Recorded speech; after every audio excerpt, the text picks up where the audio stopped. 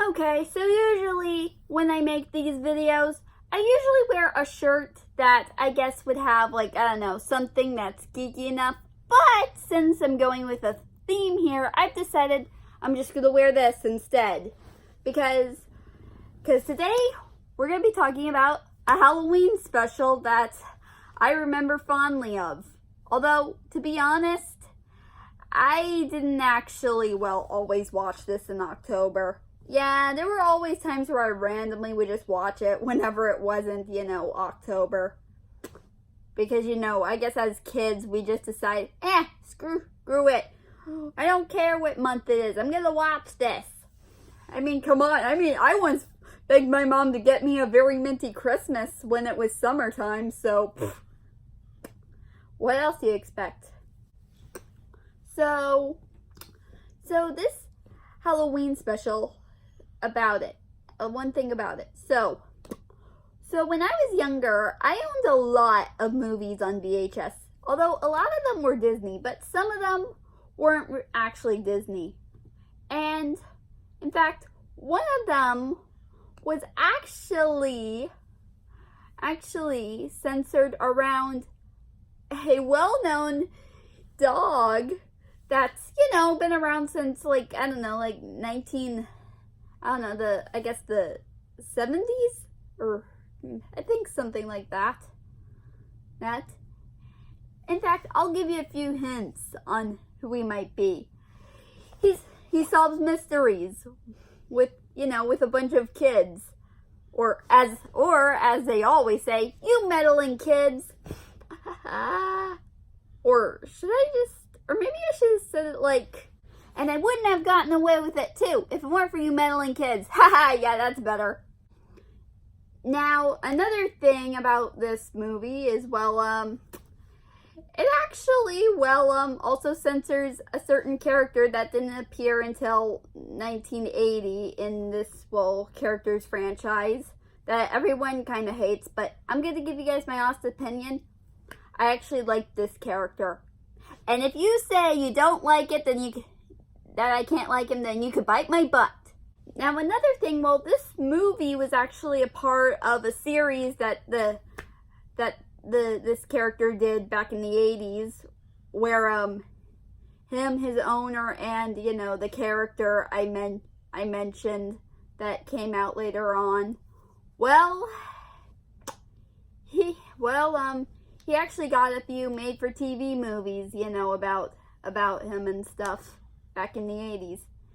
And this movie, I'm about to tell you, it's from 1988, which I wasn't even born yet, but I'm happy I owned it on VHS. And you know what? Now that I've given you a few hints, I want you guys to take a minute, pause the video, think about all what I said, and then take a guess. Are you done? Okay. Well, today I'm going to be talking about Scooby-Doo and the Ghoul School. God, that's really hard to say. I loved this movie when I was growing up. It was one of the best I ever owned. But besides that, I did also remember owning Scooby-Doo Where Are You on DVD for some reason. Whatever. I liked the Scooby-Doo films. They were really good. Come on. I bet Scooby-Doo was a big part of our childhood, if you know what I mean. Also, I do know for a fact there's another series supposed to be coming out, I guess, right now? Or is it out right now? I don't know. I haven't been keeping up with them, the cable TV and all. So, yeah. So, wanting to do, a bit of research for this movie, I went on the wiki thanks to my iPad here, and wow. I actually did read half of the plot before, filming this, and I noticed there were a few things I forgot, from watching this movie, because it's been a while and I haven't seen it in years, and all that. So yeah, so basically what it says here is that Scooby-Doo and the Ghoul School is a 1988 animated made-for-television film produced by Hanna-Barbera for syndication as part of Hanna-Barbera era Superstars 10 series. Interesting. So, I thought maybe I read you guys maybe the plot as well. If some of you who probably forgot some things. I mean, I sure did. I mean, there were a few things I forgot. I'm like, wait, I don't remember that. I'm like, oh my god, well, I didn't read all of it. I just read half.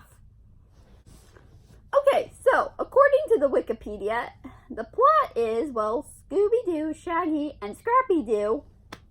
Yeah, and again, don't change my opinion on him. I like him. Right, okay. Are on their way to Miss Grimwood's finishing school for girls, where they have been hired as gym teachers. Once there, however, they find that it is actually a school for girl ghouls. The Publis,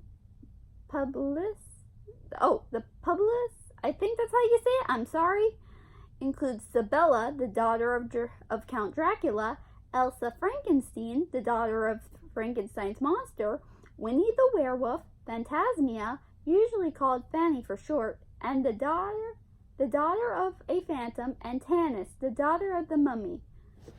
Okay. Alright. Oh, shoot, where was I? Oh, okay. Okay, all parodies and tributes to the Universal monsters of the 1930s and 40s.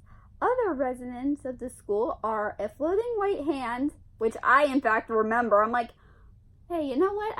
Because when I was thinking about this movie, for the past few months, I was thinking, I kind of remember. Wasn't there like a floating hand or something? And here are the things I actually forgot exist, okay. An octopus, who is the school's butler. Yeah, I kind of forgot he exists. I'm like, I think I kind of remember. And Legs, a spider that helps with the upcoming volleyball match, which I forgot about the spider too. I'm like, wait, what? I don't remember this. I'm like, ugh, whatever. Okay, and okay, Miss Grimwood, the head mistress, and her demovogle pet Matches, who I remember Matches. So yeah, one of the things I didn't forget.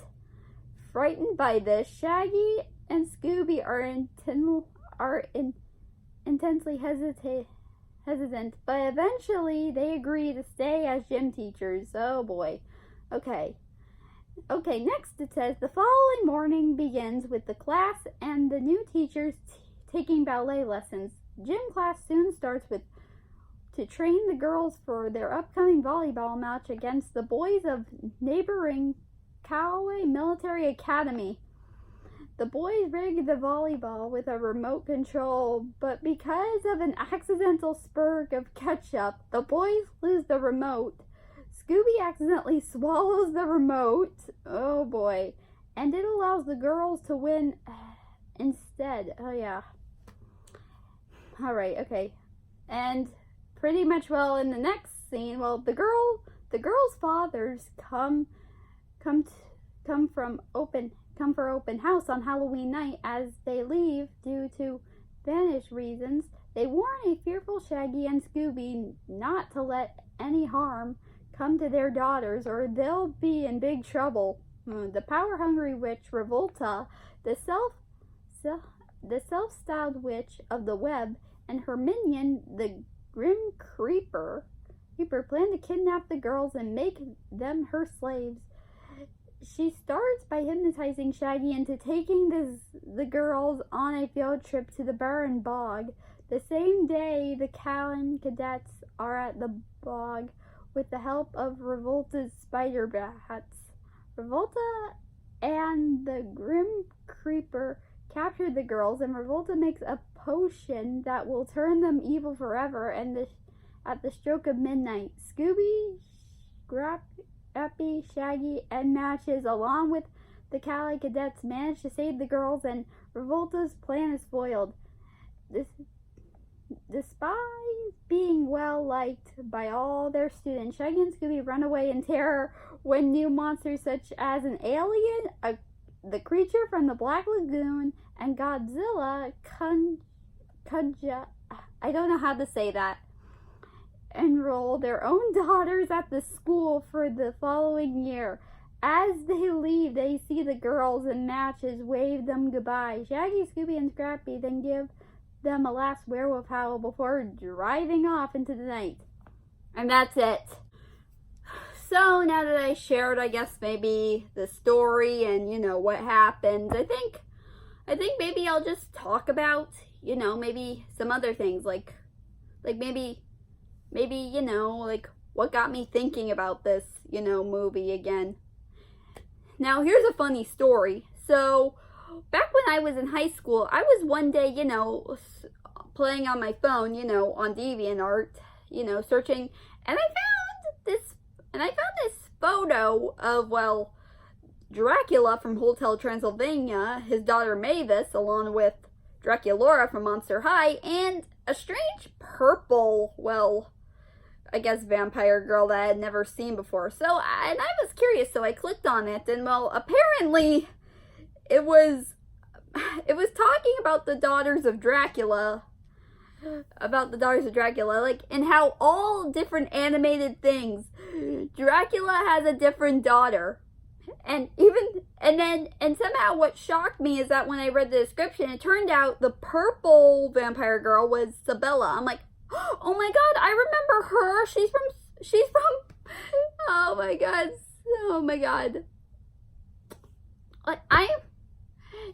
And here, you know what? I want to let you guys in on something.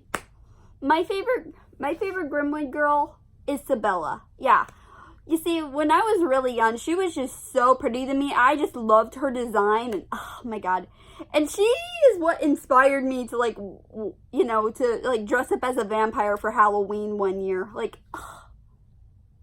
Even though the Halloween costume I got, it had a few buttons, but the buttons always fell off every once in a while, and I tell ya, not the best thing. Also, bad idea having I guess fake vampire teeth in your mouth and makeup, getting messed up every now and again. Ugh.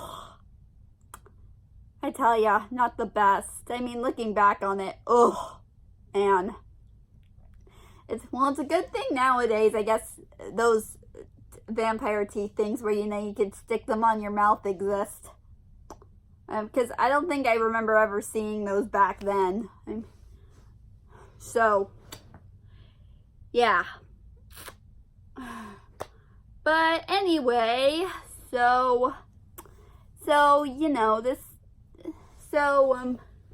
and pretty much, somehow after that, I actually did look at more fan art of them, and I even did stumble upon a few fan fictions of them, but I barely kind of read them because, I don't know, I was just getting really bored real quick. I'm like, yeah, you know what, I mean, this is cool and all, seeing characters, I remember seeing only once in one movie, but, very cool.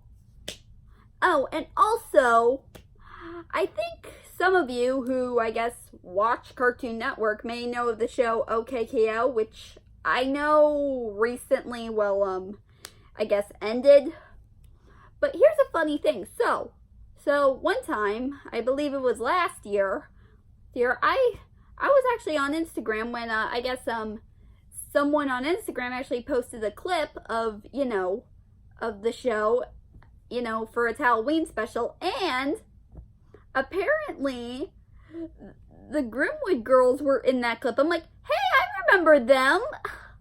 Oh my god, this is so cool. Oh my god, this is just, I don't know what to say, really. And the only thing I could do was just comment and say, I liked that movie when I was growing up. I owned it on VHS. Yeah. So I have to say, it was a really good movie. And also, if you guys want to, I recommend maybe you go find it somewhere. I mean, come on, today the internet is like really well known for like, finding things on the internet. So maybe it might be on YouTube somewhere if you could find it, that is. So, yeah. So, I think that's all I gotta say for today. So anyways, enjoy and have a happy Halloween. And but who knows what I might do next.